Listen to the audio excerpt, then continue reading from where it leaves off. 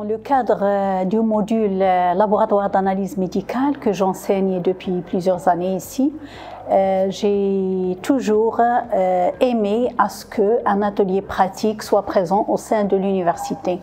Et donc, via ma société Isolab, nous avons Isolab Academy. Isolab Academy s'occupe de tout ce qui est formation, tout ce qui est support pédagogique, etc.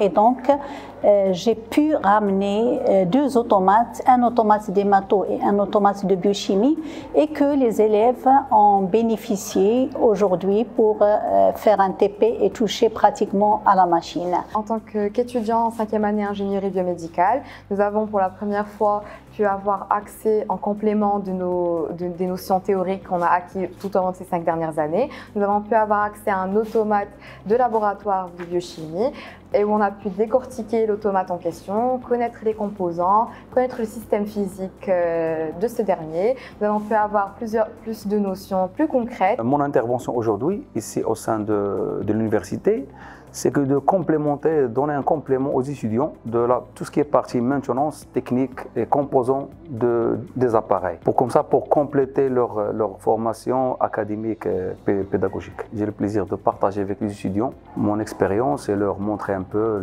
expliquer les parties, la hiérarchie d'un appareil. On a deux appareils, l'appareil de biochimie, l'automate de biochimie et l'automate d'hématologie. L'appareil de biochimie, il sert pour tout ce qui est dosage biochimique, des paramètres de biochimie dans un laboratoire de biologie médicale.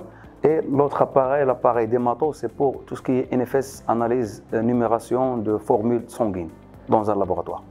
Alors aujourd'hui, on a participé au TP de laboratoire. Après avoir renforcé nos compétences techniques en classe, maintenant l'Université Mohammed VI nous a donné l'opportunité de travailler en pros sur les appareils, les techniques de laboratoire, savoir les expertises en termes de laboratoire, de biochimie, d'immunologie, savoir de plus les techniques de turbidimétrie, la colorimétrie et tout.